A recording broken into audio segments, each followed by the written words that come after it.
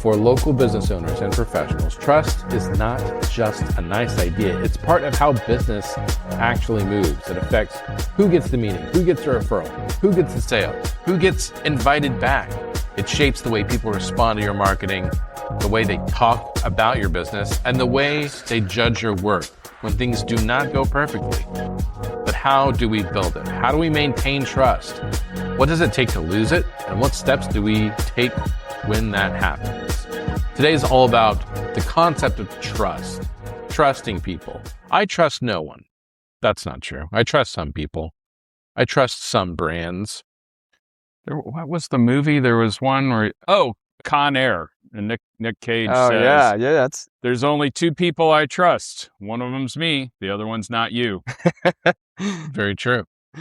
That's funny because in my household, I'm like too trustworthy of the world. And my wife's... Of your kids and your wife. No, of the world, right? Oh. And my wife is not trusted of the world. So we constantly have this like dilemma of like, I don't know, like I have over trust, she has under trust, whatever. Skepticism. How does that play out? Like, give me an example. It doesn't usually play out very well. Either either we go my route and things might blow up, or But how when you say trust in the world, like you've invited homeless people to stay the night? Not that much. That's too much trust. There are certain brands that I trust, and I want to do an experiment. I want you to think of a brand that you trust. And I'm going to start with mine. And that brand is Enterprise Rental Car / car sales. They are, as far as their placement in the industry, a little bit more expensive, I think, than Avis or Hertz. And I mean, I don't know. I've not checked the numbers on that. But I have been so burned by either cheap, no name. I rented a car once from this one rental place, and they gave me this van that was covered in scratches. And they do the thing where we walk out and inspect it, and the person just circled everything and there's just a bunch of scratches. And okay. And then when I came back, I rented it maybe a day. And it came back, they go, yeah, no, see, this one's new. And I looked at the sheet and I said, you circled everything. There's no way that's new. And I had to get a legal involved. It was terrible. And I had such a mistrust, but every interaction I've had with Enterprise, because I bought 2 cars from their car sales and they've been good, and I feel like they've been a good price. But every time I've rented a car from them, I always get some kind of upgrade. Now, I don't know if they built that in to where, all right, let's throw a free upgrade in there. But I cannot see myself. I'm always going to pick Enterprise because I've just never had a situation where they didn't deliver. Now, I don't know how much that had to do with marketing or just the execution of their business, but they're a brand that I feel like I can trust them to take care of. I would agree with, I've rented quite a few cars, and I feel like Enterprise they execute very well. So I feel that.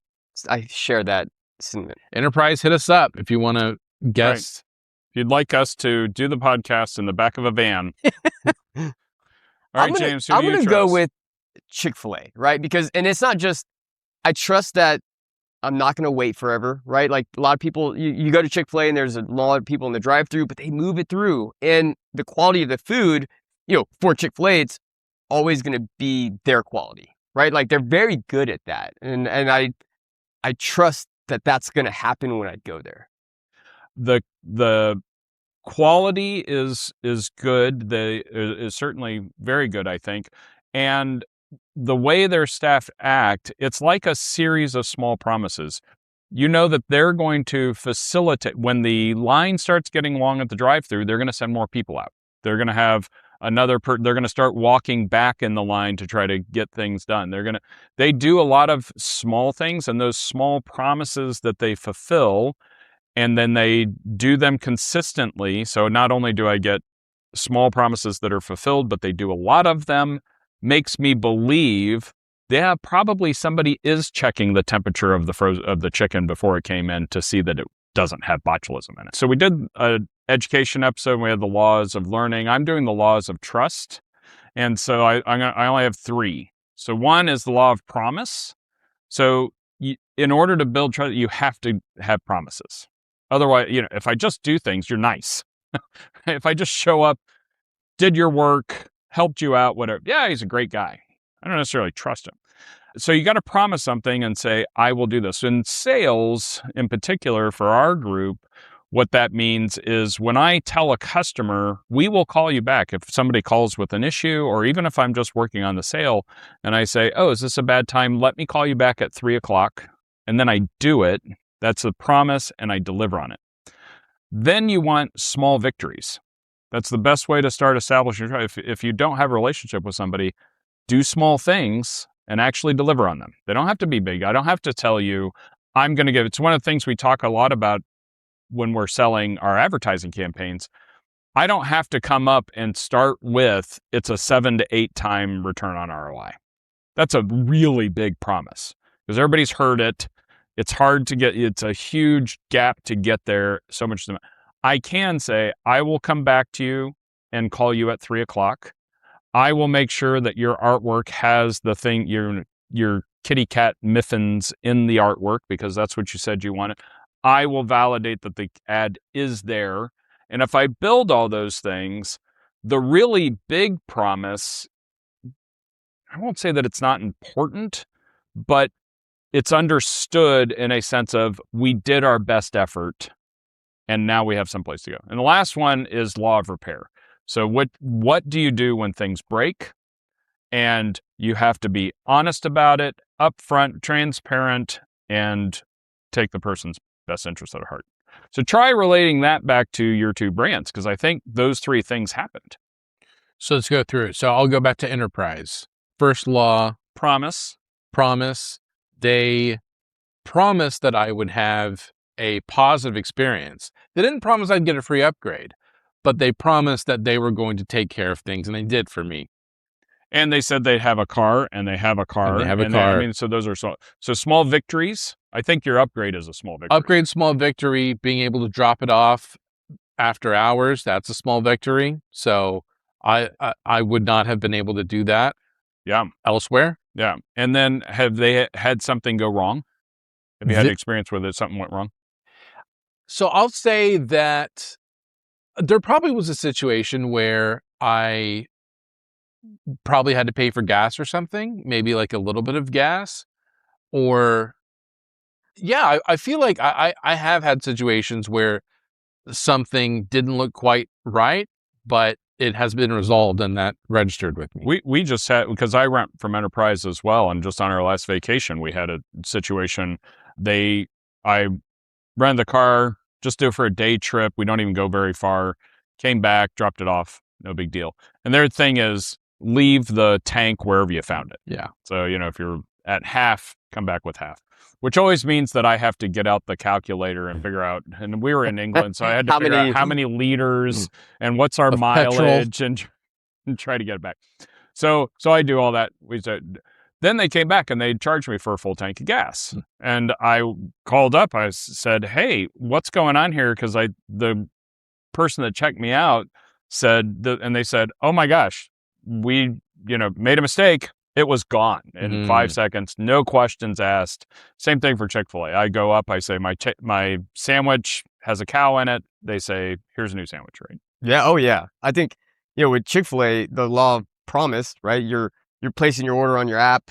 You know that you're going to go there and it's going to be ready pretty quickly. It's going to taste the same every touch and quality. It's that's very a small consistent. victory. Is like constantly, like the drive-through line, or the wait is not long. The food's right. The people are nice.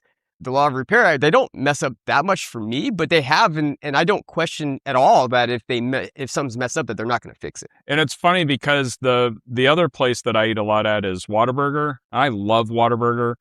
I will say when I go in, it's a little iffy exactly what the service is going to be. I will see the guy who is emptying the trash can, and he always has one glove on. And I'm like, what are you doing, man? And he empties the trash can. Then he comes up and he takes my order on the cash register. And I'm like, okay, well, now the cash register has whatever was on the garbage. And then they'll forget something, and which happens quite a bit. And I'll be like, oh, I need some ketchup. So then he's handing it to me with the glove hand. And I'm like, and you know what? You still eat it. Because it's really it's good. good. And I've never gotten sick. My local Whataburger comes with the promise that I'm going to be sitting in a drive-through line for 25 minutes. Oh man, the Whataburger by me too. It has the longest line. They call it water weight. What a wait. Yeah. Shout out Whataburger. We love you. Yeah. So we go in though. We eat there every Sunday, and we go into the restaurant, and it's never been a problem. So I've heard that a lot about the drive-through. We just don't do drive-throughs. I have one more question before we close out, and that is, can trust happen at a branding marketing level, or is it purely the execution level? We've talked about Chick-fil-A and Enterprise. Chick-fil-A, I don't trust Chick-fil-A because I've had some very dry chicken sandwiches from there before. I think it's you that's talked about the inconsistency between it, right? Yeah, you're like Chick-fil-A. The one person. But I'm sure there's people that listen to this and said, Enterprise, they screwed up my whole vacation. Sure, I don't both trust of them. So yeah. So the question is, can you really, how much trust can you achieve on the marketing level, or is it purely a business execution level?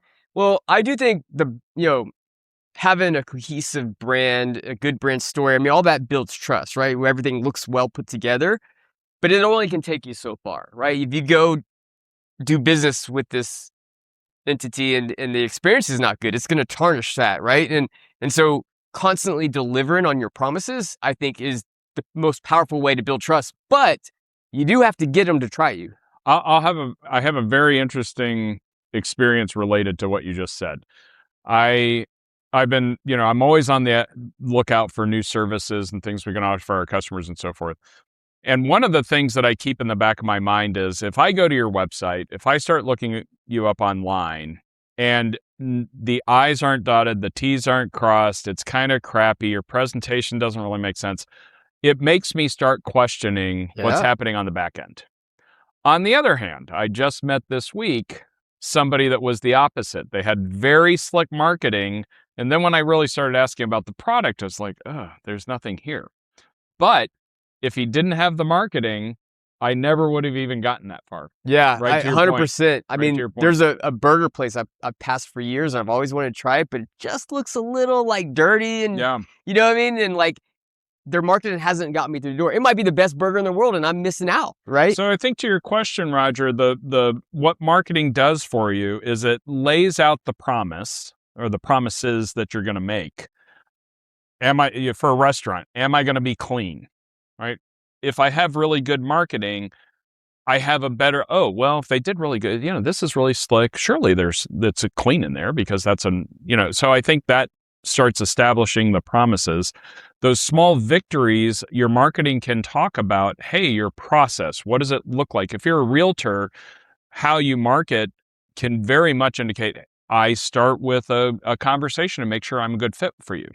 Very low risk for the customer, but and really it's just, hey, I'm not asking you to buy, I'm trying to buy 15 minutes of your time, 20 minutes, whatever. I think that small victory at the end of that, I'm going to call you on the time that I call you. When you come in, it's going to be clean. The bathroom's not going to be a mess, whatever it is. I think those small victories. And then the other thing, because I think of marketing as the entire customer experience, is when something goes wrong, do you own it and fix it? Yeah. Great points. Well, listener, we thank you for trusting us to deliver a informational and educating podcast episode. And we also trust that you're going to go to indoormedia.com, learn about all the ways that we help local businesses gain trust in their neighborhoods, where it's the most important place for local businesses to gain trust. It's how the nation runs local businesses.